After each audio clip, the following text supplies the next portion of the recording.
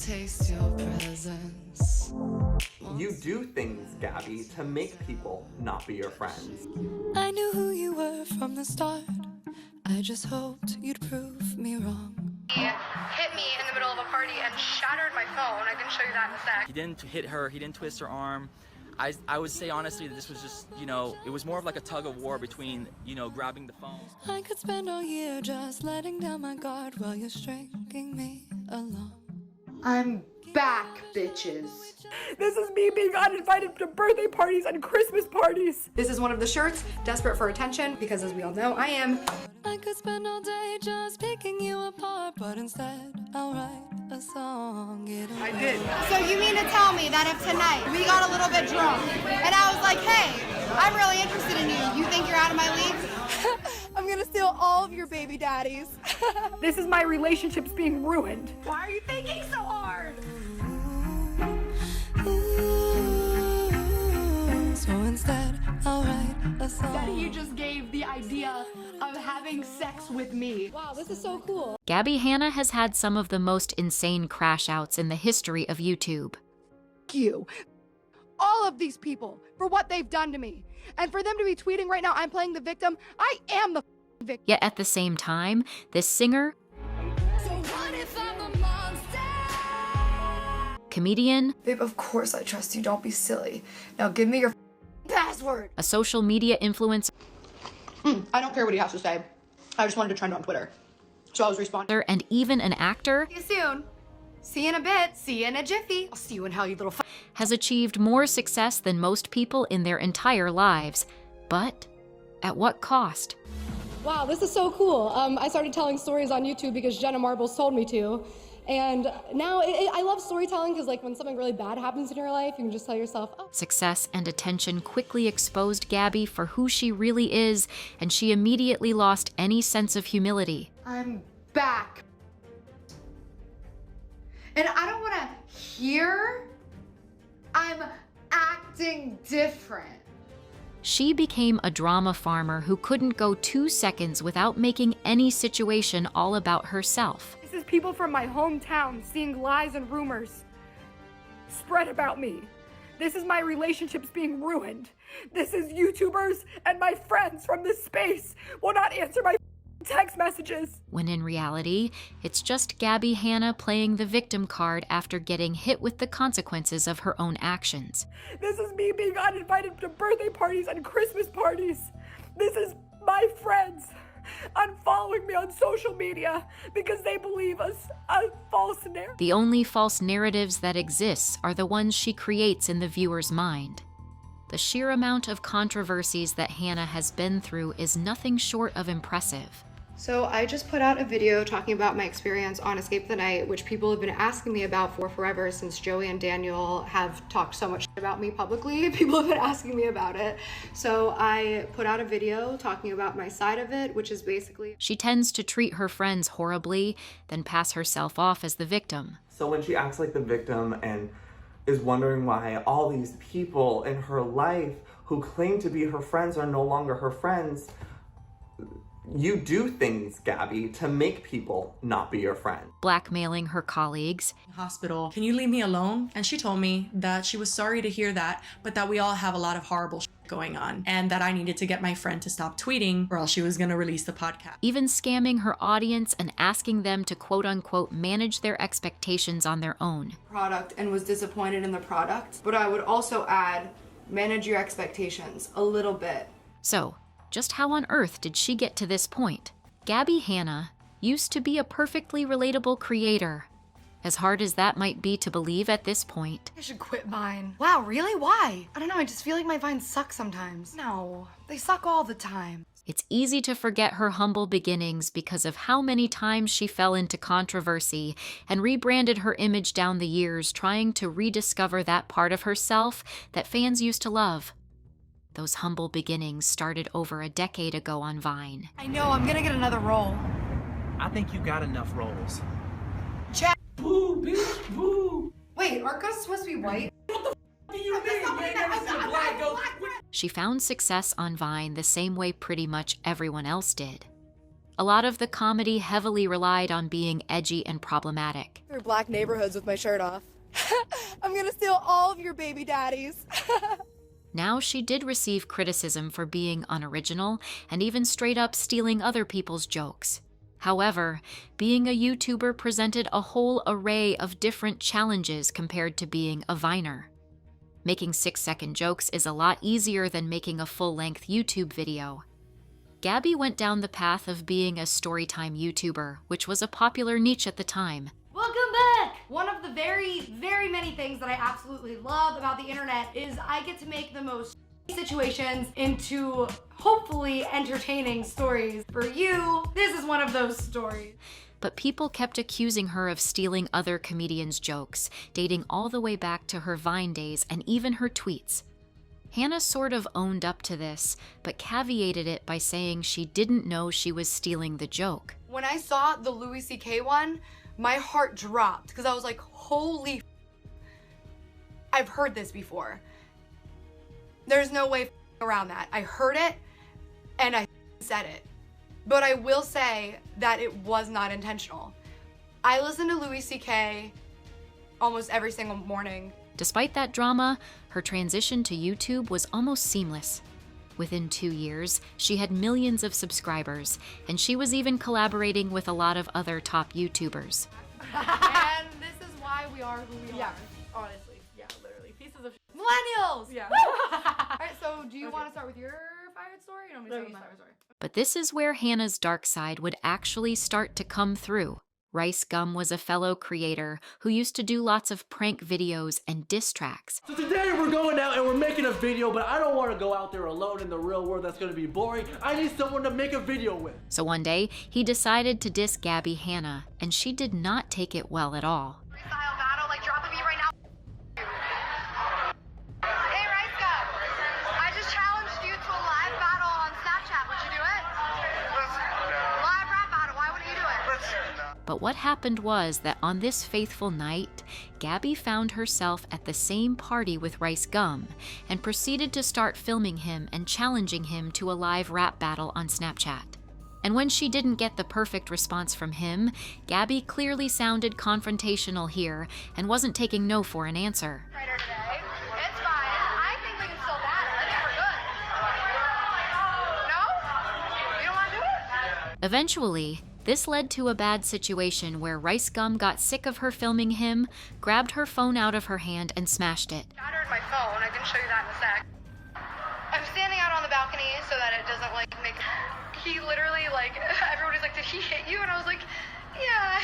Every time Gabbie Hanna told the story, it changed a little bit. In the immediate aftermath of the incident, she said RiceGum hit her. It was very funny, and he hit me in the middle of a party and shattered my phone. I can show you that in a sec. I'm standing out on the balcony so that it doesn't like make a scene.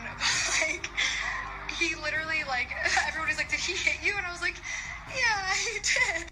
And then a short while later, she backtracked and said RiceGum didn't hit her. He like punched me in the face and like destroyed my phone beyond repair. No, it's like cracked screen, cracked camera, scratches. And RiceGum snatching her phone and smashing it definitely puts him in the wrong. Regardless of context, he definitely did lose control, and that's unacceptable. Still, it's important to remember that Gabbie Hanna went after RiceGum looking for a reaction, and she got it. on Snapchat, would you do it?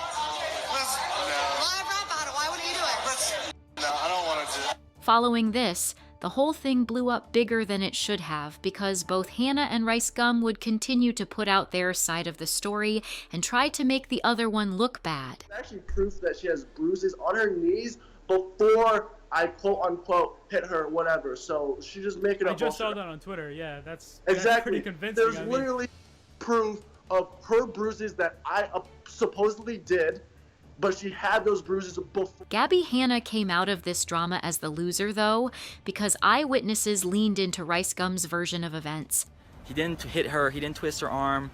I would say honestly that this was just, it was more of like a tug of war between, grabbing the phone and he slammed the phone down and broke it. That's pretty much all that really happened. I feel like the whole situation's being completely blown out of proportion.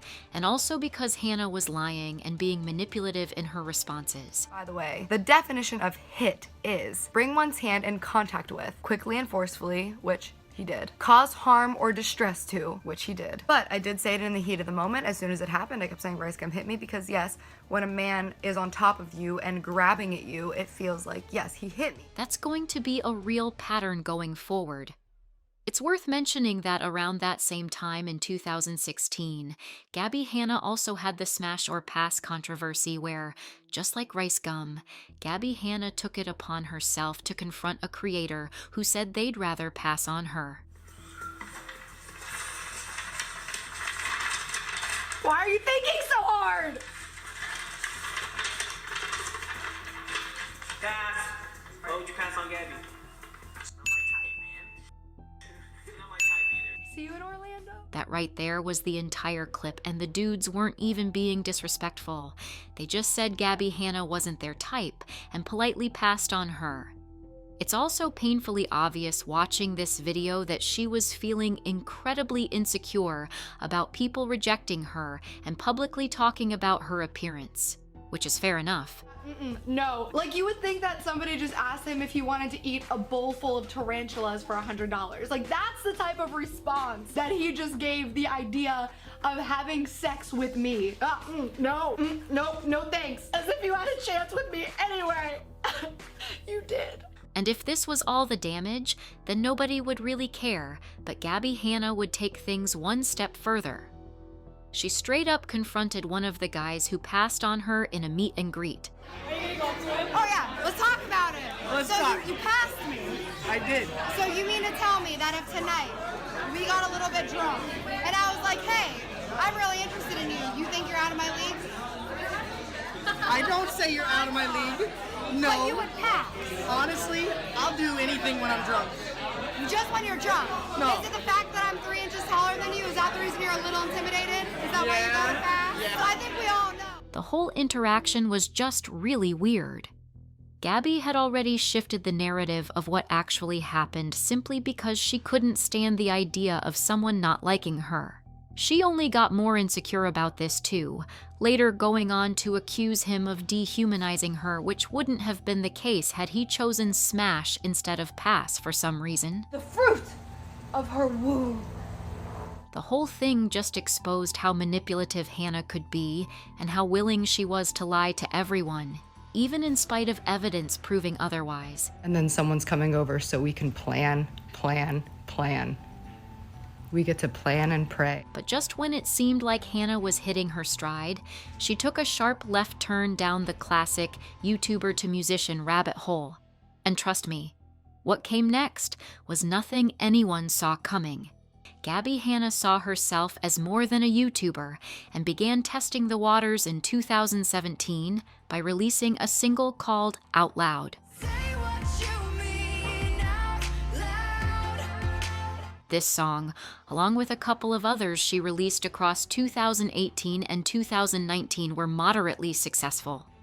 The Out Loud music video amassed over 15 million views and made it onto the Billboard bubbling under Hot 100 chart.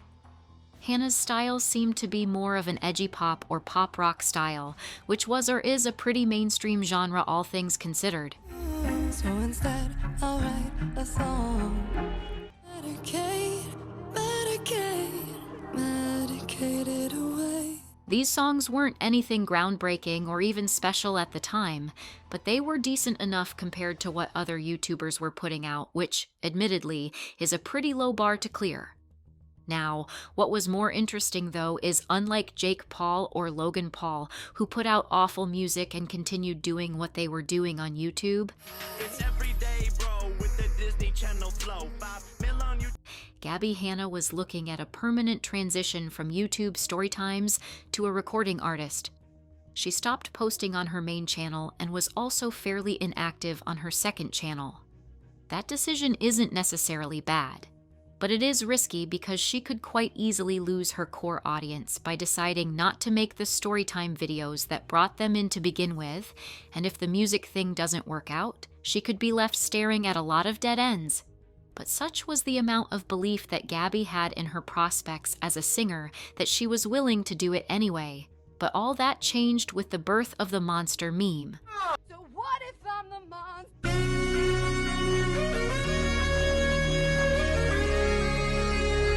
I'm the monster that's been here all along. This meme started when Gabbie Hanna did a video promoting her song with Genius. As she was singing the lyrics to the track, her voice pitched in all its painful glory. What if I'm the monster that's been here all along?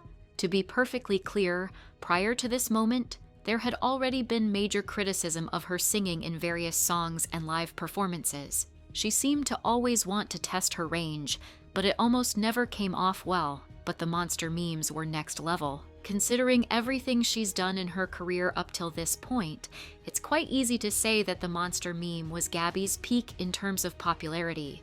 There were literally hundreds of different monster memes being made and shared. What if I'm the monster? So what if I'm the monster? So what if I'm the monster? What if I'm the monster? Gabbie eventually made a response video, and it was basically a 15-minute cope session. She started off by wearing a shirt that says, "Desperate for attention," obviously trying to troll the people who describe her that way. This is one of the shirts, desperate for attention, because as we all know, I am, in fact, desperate for attention, which is why, when I found out that my dream of becoming a meme came true, I thought it was really funny.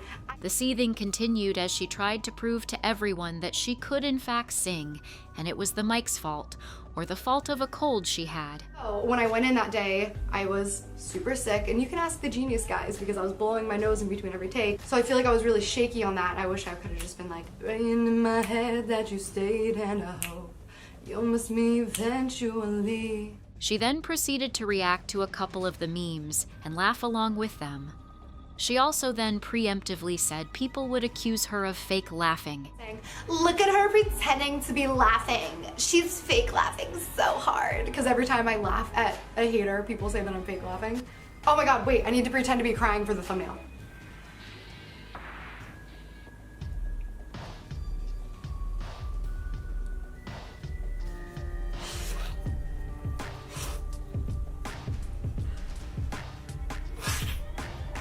Okay, that was good. She was once again trying too hard to convince everyone that she doesn't care all that much, and following this monster meme saga, her music career was dealt irreparable damage.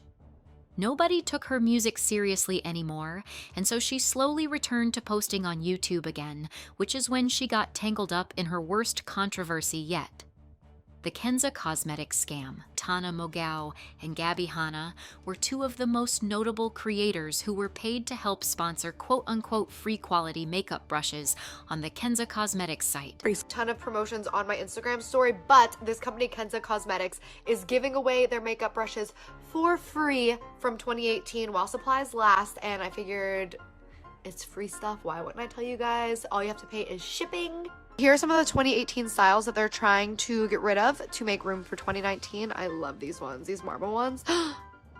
Cute with that little fluffy brushes. Yes. So make sure to swipe up because that is where the link is available. Off the back of Hannah's endorsement, her fans were sprinting over to Kenza Cosmetics to get these brushes for anywhere between $10 to $30. The brushes themselves were advertised to be high-quality $70 to $80 worth, but were being sold for free to clear up stock, so all they had to pay was the $10 to $30 shipping fee. This obviously went sideways fast. People weren't receiving their brushes after months of waiting, and even when they did, they weren't the fluffy brushes that Hanna had been gushing about. So naturally, of course, a lot of people went after Hanna and rightfully called her out for this. Following this, Gabbie Hanna did respond, and just like all her other responses to controversy, it was really bad. She made a video where she claimed to be using a bunch of makeup products from sponsors she turned down. When I got the samples, I liked them, they're soft. I said this is something that I wouldn't mind showing my followers. The implication was that these were makeup products she considered too bad to endorse, which graciously spared her audience. Leave it to Hanna to pat herself on the back for not scamming her own audience. But moving on from that, the actual response she gave was also pretty worthless. She said Kenza was delivering the products according to the specified delivery timeline on the website, even though that was not the case for everybody. They ordered, and the website was pretty clear about, the shipping times are long. I believe it said between 10 and 21 business days, and then at one point it said that you wouldn't be getting your brushes till after Christmas, since they're free brushes and you're ordering free brushes, so there's going to be a high order volume. So I was very confused why everybody was making such a big deal about not getting their brushes yet, when the website was pretty clear about not getting your brushes for a while. On the quality of the brushes themselves, Gabbie said, which I've already covered. I think that they're worth about $1 a brush, and that's why I felt okay advertising that to my followers. Which is something she didn't say when she was promoting the brush, but she is happy to say now that people are complaining about it. Except she did say that, though. She called them these amazing, high quality, can't even believe it, great brushes. No. But then Gabbie says something even worse, which is that fans should have managed their expectations. What quality people were expecting when they paid $10 for 10 brushes. And I'm genuinely sorry if anybody got their product and was disappointed in the product. But I would also add, manage your expectations a little bit. If you don't understand why that statement from Hanna is funny, then all you need to do is rewind this video a couple of minutes back and rewatch her Instagram video where she promoted these brushes. She didn't seem to manage her expectations then. Telling people to manage their expectations when buying a product is not a bad thing, but you really ought to be doing that when you advertise said product, not when people are already complaining about it. And this false advertising is precisely what makes this whole situation a scam. This really didn't go down well with anybody, and again, it just exposed Hanna for not really thinking things through before she acts. This response right here was extremely disrespectful when you think about it. She indirectly admitted to not doing much research prior to taking up the offer from Kenza Cosmetics. She then rambles about how this wasn't a scam and fans should manage their expectations, all while focusing on her makeup and barely paying attention to any of the criticism. Gabbie Hanna was getting worse and worse as the months went by, and we're not even close to the worst of it yet. Things begin to get really unhinged in her drama with Trisha Pas. The whole thing started when Trisha, who's a controversial figure herself, made a video exposing Hanna for spreading some truly disgusting rumors about her to a guy she was dating named Jason. Well, health. Okay, so she told him. Okay. When me and Jason started hooking up in 2017, I did a video called like YouTubers I've hooked up with. She, by the clues, guessed that I was hooking up with Jason. I was. She texted Jason and she told Jason, or I guess, I don't know if she texted him or told him in person, but basically she told him, hey, be careful, Trish has herpes and you're sleeping with her and blah, blah, blah.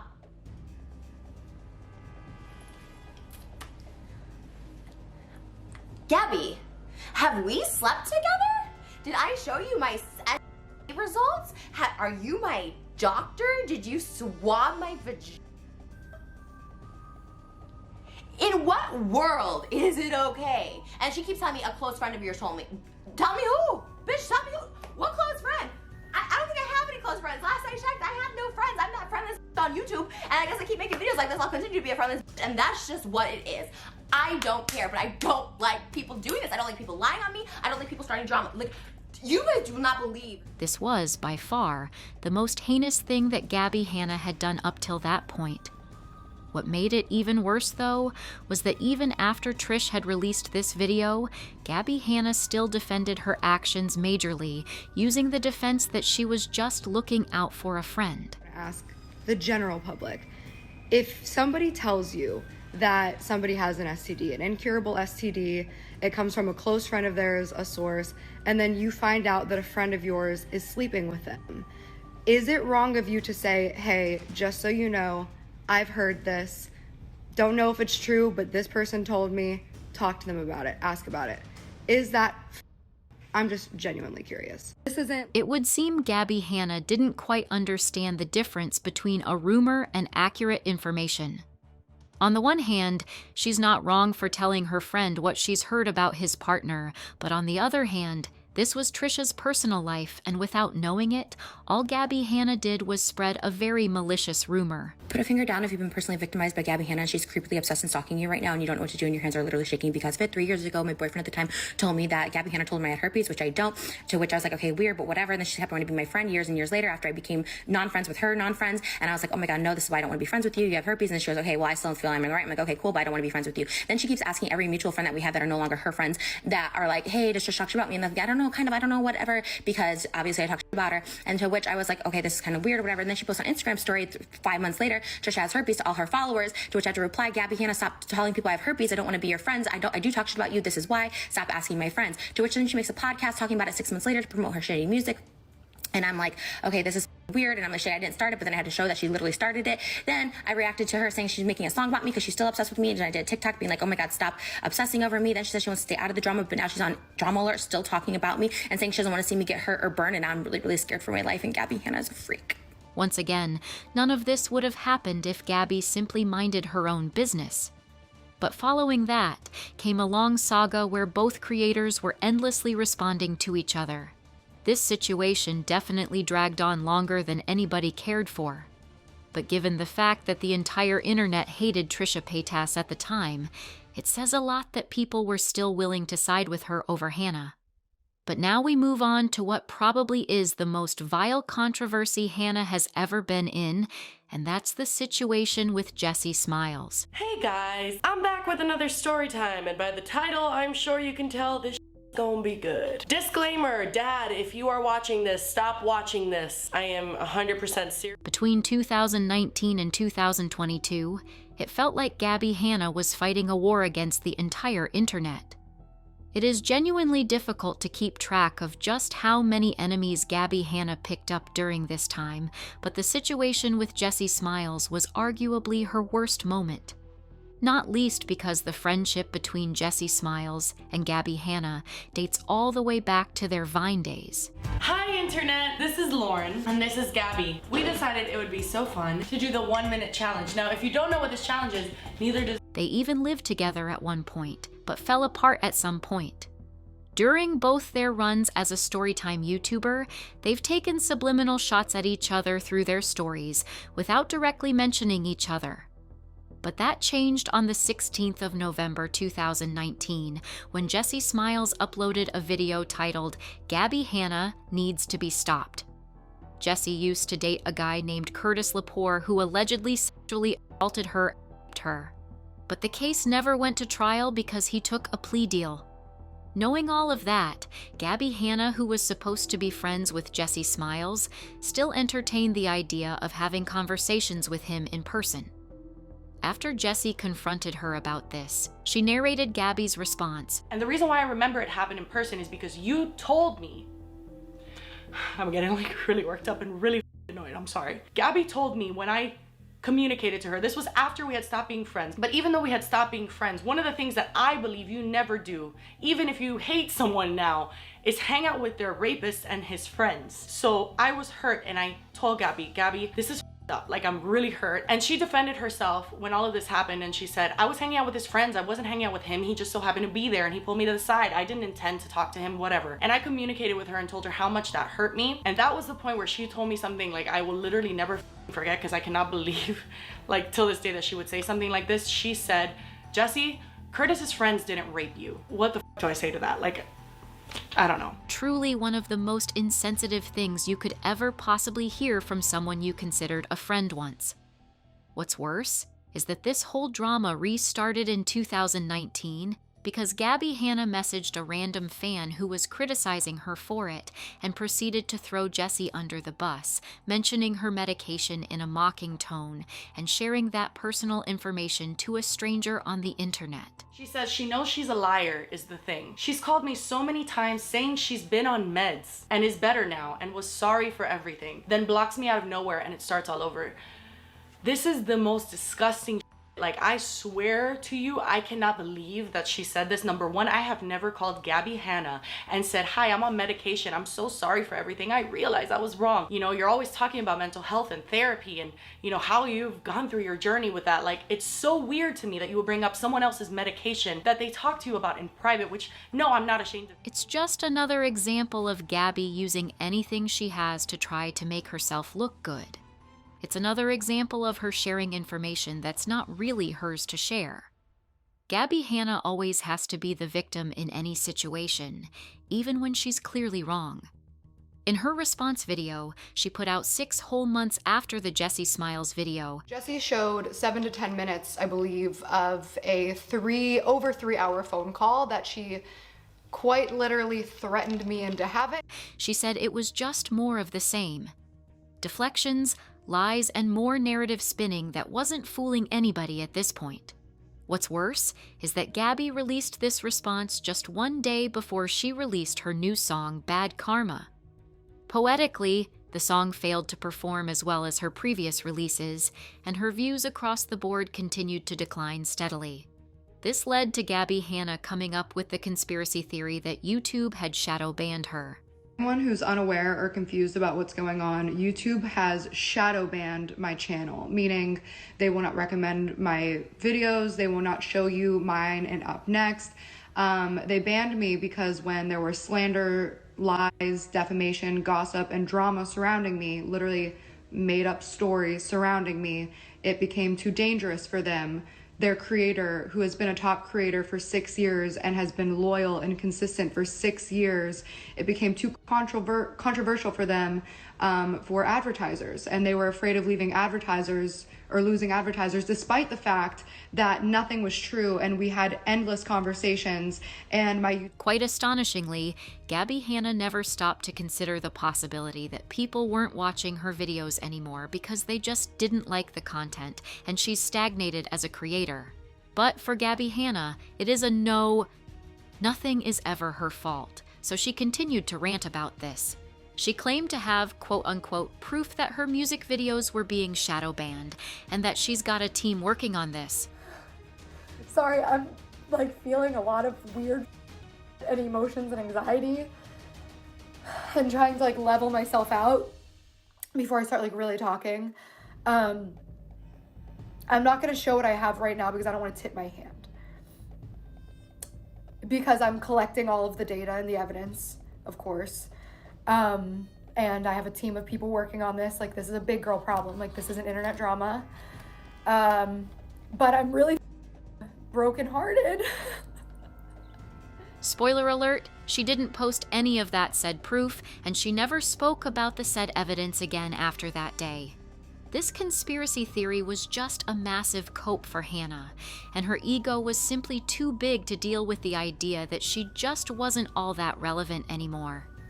She took all that way too personally. Come in just to hate and leave, and like I wasn't experiencing that. It's like the views are low, and like you just tell yourself like, okay, it just didn't hit because people don't care about me anymore. And I told myself that over and over and over.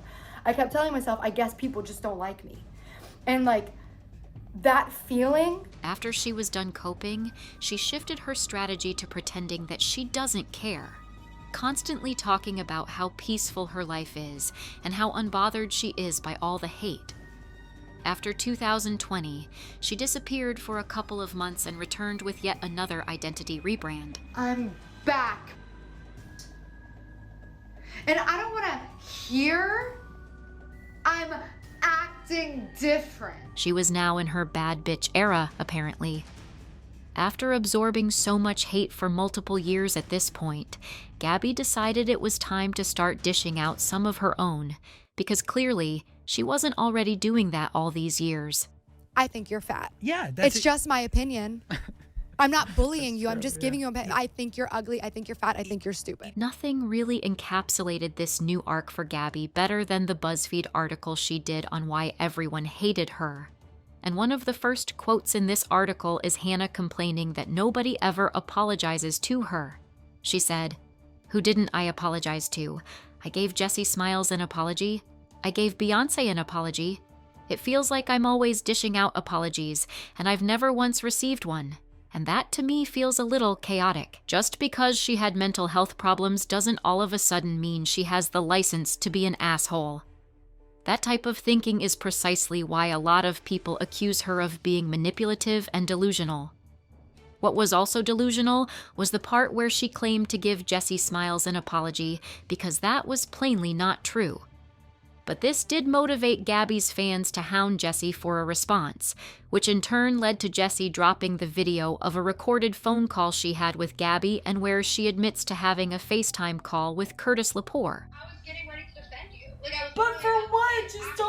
Just say no, sir, thanks. Like, you, like, even though she's not my friend, I don't want to hear how you think you did her. Literally, I deadass was waiting for him to lie. And who cares?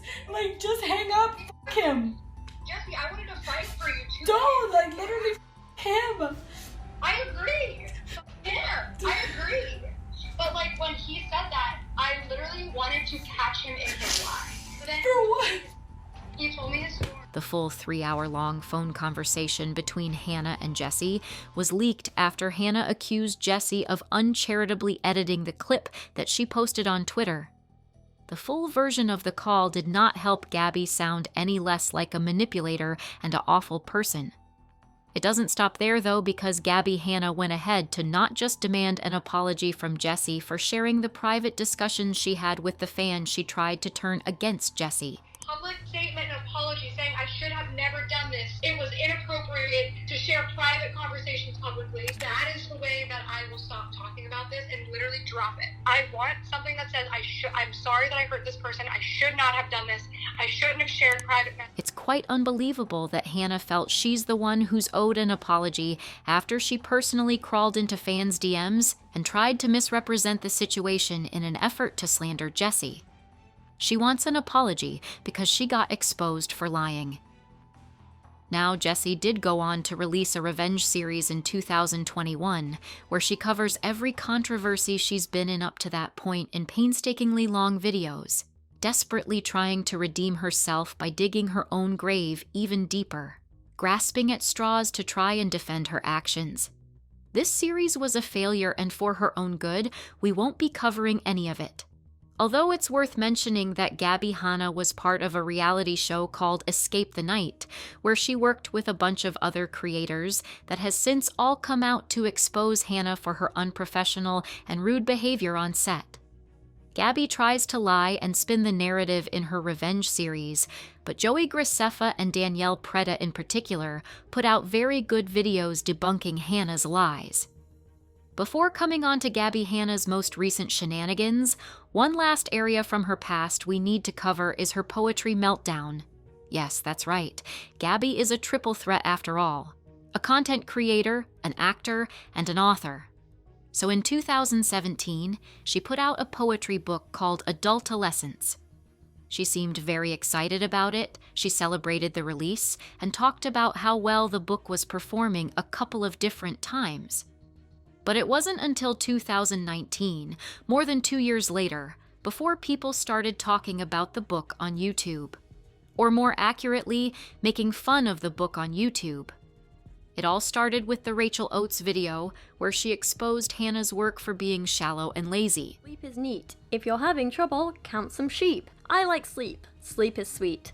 Best of all, sleep is cheap. The repetition and patterns in lines 1 and 3, don't add anything there. There's no point to the repetition other than laziness. There's no purpose to it. It doesn't prove a point, it doesn't add anything, it's just lazy writing with some childish rhymes. Sleep, neat, sheep, sweet, cheap, bleh.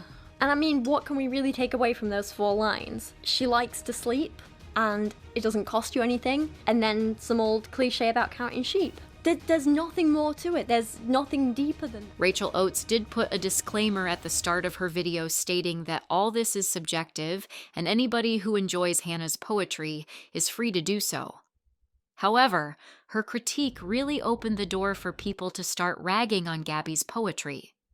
Rachel also made a parody of Adultalescence called Dogalescence from the perspective of her dog. It was just a funny way to point out how bad Gabbie's poetry really was. Following this, Gabbie Hanna released her second poetry book called Dandelions, and this time she took it upon herself to send a copy of it to Rachel Oates to review. The second book was also terrible. Rachel once again reviewed it honestly, and Hanna was pissed off about this. And more of a willingness to take criticism and learn more than she ever displayed before. So for that, I have a hell of a lot of respect for her, and definitely commend her for that. So yeah, that's a great thing, but this isn't a review of Gabbie or her character at all. This is a book review. So let's talk about the book. She took to Twitter to rant endlessly about how this was actually good poetry, and Rachel was just being hateful and disingenuous. She also sent a lot of hate Rachel's way, which led to Rachel Oates deleting her entire Twitter. Gabbie Hanna then took to Instagram Live and ranted about her. You know why she hasn't critiqued my work in months? Because the last couple times she did it, she started getting overwhelming hate from people both on the internet and in her real life. Because people started to see through it. They were like, why are you still going at this girl? Like, endlessly, she can't stop. And it's because when she talks about me, she gets hundreds of thousands to millions of views, and then she posts a little makeup get ready with me and gets 4,000. That's why she cares about my art. She's not an artist. I don't care about her because she has no accomplishments in art or has proven to me that she's actually intellectual enough to understand art. So yeah, Gabbie was saying all the things you would expect her to like, calling Rachel a bully for reviewing her, and stating that she has no right to critique her work because she's not an artist and too stupid to understand her poetry, despite the fact that she sent her the poetry herself. And then, Gabbie Hanna does one of the most immature things she could do, which is make fun of Rachel for the amount of views that she's getting. Where the real narcissism comes in is she says I'm talking about her for attention. You mean Miss 4K views on your makeup tutorial? Miss 4K views on your commentary piece a week ago? Yeah, I just checked. I'm talking about you for attention. You talk about me, you get millions. I talk about you, I get still millions, but not because of you. The irony of Gabbie saying that when not too long ago she was crying on camera complaining about how she doesn't get views anymore, but that's just the kind of person Hanna was. She lacked even the tiniest bit of self-awareness. I've been living in constant fear that a lie that I don't even know I'm telling is gonna catch up with me because I don't fucking remember it. Because I do impulsive shit and then I forget about it. I have memory issues. Following the dumpster fire that was her exposé series, Gabbie once again plummeted to new depths. She began posting nonstop on TikTok and took down most of the videos on her YouTube channel. Root for us. I'm fighting for our cross to bear. Don't you want to see? Wake the up. Rise the up because he is we. He died for our sins here on earth. Hello? It's written in history. Pick the book up and read.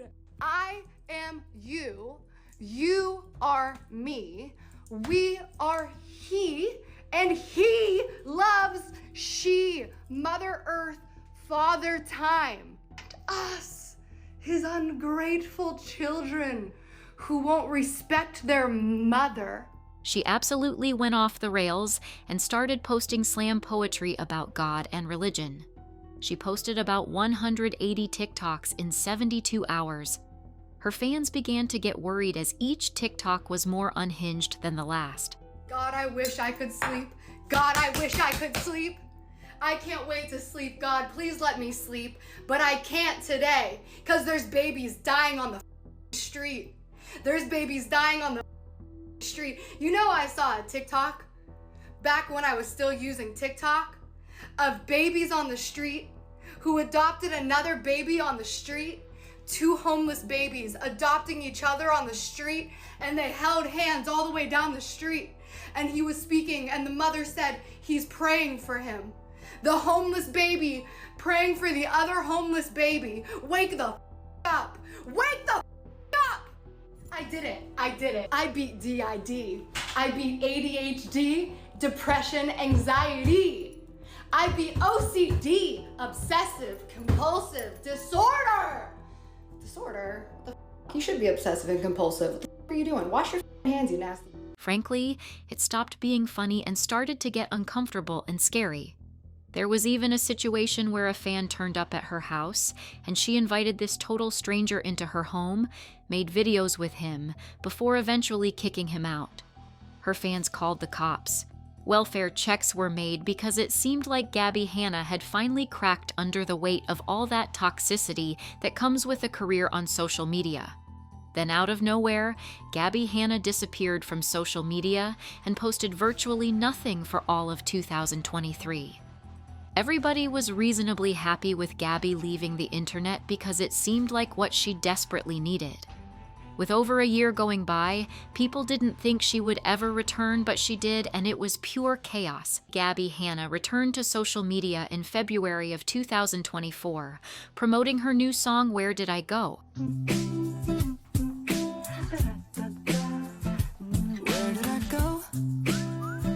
When she posted the music video for the song on her YouTube channel, the comments were positive. Most of her fans just hoped she could put all that negative energy behind her and just move on in a new direction.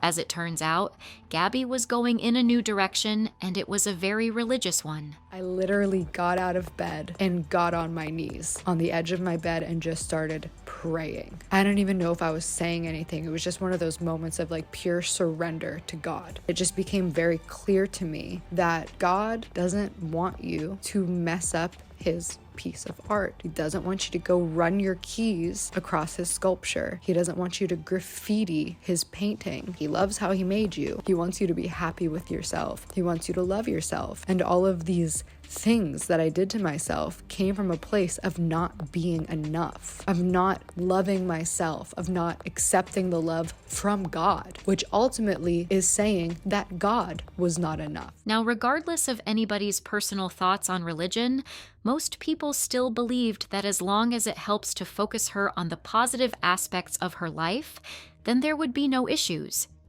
There were, of course, genuine concerns that she would fall down the disgraced YouTuber-turned-religious fanatic pipeline and begin using her religion as the latest excuse to be toxic and narcissistic. And Gabbie Hanna actually responded to this concern. The controversial creator to Christian pipeline. Let's talk about it. It takes intelligence to recognize patterns.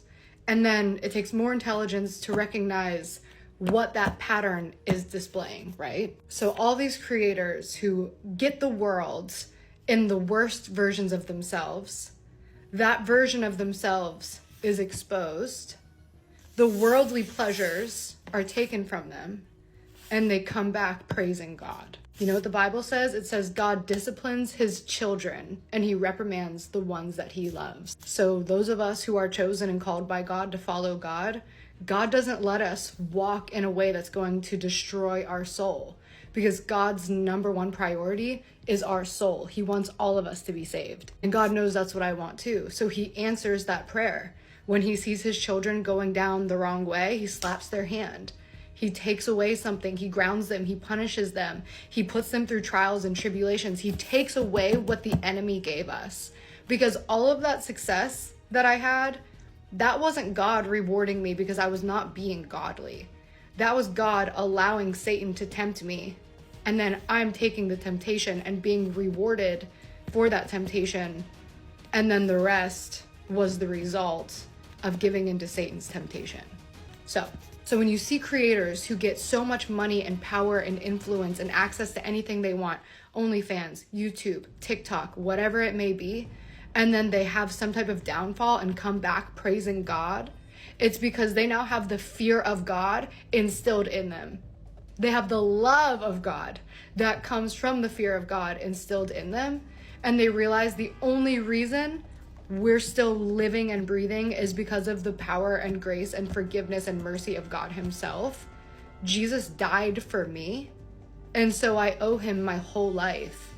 Why would I ever waste the gifts that he gave me No way, dude. Nah. This video didn't really calm any of the fears people had regarding Hanna exploiting her religion, and they would be proven right because although a lot of her videos were really cool and inspiring, some videos just felt intentionally like drama bait. People can compliment you all day long. You look better, you're glowing, you look so healthy and happy. And then as soon as you say, it's because of Jesus, then they say you're crazy again. Someone complimenting your looks isn't really expecting you to respond with a religious statement. Unless the person is religious themselves, that's just an awkward answer to deal with. Gabbie Hanna dressing up this perfectly normal social interaction as people calling her or other religious people crazy does nothing but invite a big old debate in the comments. But a much clearer example of Gabbie Hanna taking her new religious roots to way too far degrees is when she tried to shame people for the clothes they wear. These ads for these sticky boobs, and honestly, they look amazing. I might buy me some. But in seeing all these ads, I'm seeing a lot of women's boobs, a lot of them teenagers on TikTok. Like, boobs, bro. Like scooping your boobs, like placing the cup, pushing your boobs up together, nipple piercing. And it got me thinking about like sexual liberation and like women's desire to like show their bodies in public so that they're not oppressed, right? And I saw somebody comment, it was one specifically about a nipple piercing, and the girl was like, am I the only person who has no shame in people seeing my nipple piercing? And the girl's like, no, I don't have shame either, but sometimes I want to cover my nipple piercing. Ooh, controversial. It's okay to feel shame. Let's bring back shame. Because here's the thing, is it's literally not all about us. It's not all about us. This video was deleted by Hanna 1 week after she posted it, and you can see why. Let's bring back shame might actually be the frontrunner for the most awful thing that Gabbie has ever said alongside manage your expectations. To be perfectly clear here, if Gabbie Hanna wants to cover up her body more, that's perfectly fine. But sort of insinuating that other women should feel shame about their nipple piercing or choice of clothing is really wild. The toxic Christian vibes get even stronger when Gabbie goes on to say, naked, right? And it's like, hey, there's children. Like, not everybody needs to see your ass crack. Not everybody needs to see the borderline of your nipple or your nipple. Like, it's okay to cover up and dress decently for the sake of other people's children. And yes, like for the sake of other people's husbands too, right? Where it's like, well, if that's somebody's husband and their eyes are wandering, it's okay to just be respectful. Gabbie didn't seem to understand here that she was the one sexualizing women's bodies here, not the kids. This was simply Hanna using the age-old dog whistle of protecting the children as an excuse to shame women for their clothing and piercings. Gabbie also then posted another video shaming Megan Thee Stallion and the whole generation for our quote-unquote degeneracy. At what point do we as a people recognize and acknowledge and fight against the absolute degeneracy that is our generation? She was also on a live stream and reacted to the news of a mukbang creator dying by calling them a sinner. So the creator of our robot flesh suit set the rules, and he was like, here's how to keep your body running, here's how to change your oil, here's how to put the right stuff inside of you. So gluttony, for example, is a sin. It leads to so much bad. Like, it leads to death, disease, discomfort, a lower standard of living. It's just all around not comfortable to engage in gluttony. And I know this because I'm 30 pounds up. Well, actually now I'm only 20 pounds up because I lost 10 pounds. I feel better just losing that 10 pounds. My pain is lower. I can breathe better. My skin is better because I stopped engaging in gluttony and sloth, which is another. This was scummy because she seemed to be reducing someone's death to be as a result of a religious failing. This was a textbook example of Gabbie Hanna using any and all situations as an excuse to gush about her newfound peaceful life, regardless of whether it was appropriate or not. But following all this, Gabbie Hanna decided to release an apology video for all the drama she's been in all throughout her career. The first she does is admit that she was difficult to work with. Collaborators, producers, management, agents, anyone from PA on set to director. Special I'm sorry goes out to MTV and YouTube Originals because I was difficult to work with. I took a lot of opportunities that I didn't deserve, and also had no business doing. There were a lot of people who kind of, you know, practiced and trained and wanted some of those opportunities their whole lives. And I was able to do them with really little to no action. Apart from that acknowledgement, though, the apologies from Hanna were too nonchalant for her fans' liking. She seemed to gloss over a lot of the deeper issues and imply that since God has forgiven her, then others should too. I forgot someone, forgive me. Like, I look back at so many situations and I just feel embarrassed and I feel shame, but then I remember there is no condemnation or shame in Christ and that I've been wiped clean and Jesus forgives me, and I can hope that you guys forgive me, but I can't force that. But I do want to say that if there's anybody out there who feels like they owe me an apology or feels like, you know, maybe they did me dirty a little bit, you know, if we had an interaction or an altercation of any type, I just want you to know I forgive you too. So if there's a question on whether or not we have beef, we absolutely do not on my end anyways. I love literally everyone. I love you all, even when it hurts, even when it's hard. I love everyone. I forgive everybody because my God, Jesus Christ, loved me and forgave me when I did not deserve it and before I even asked. So I could not hold it. More than anything else, this apology was incredibly lazy.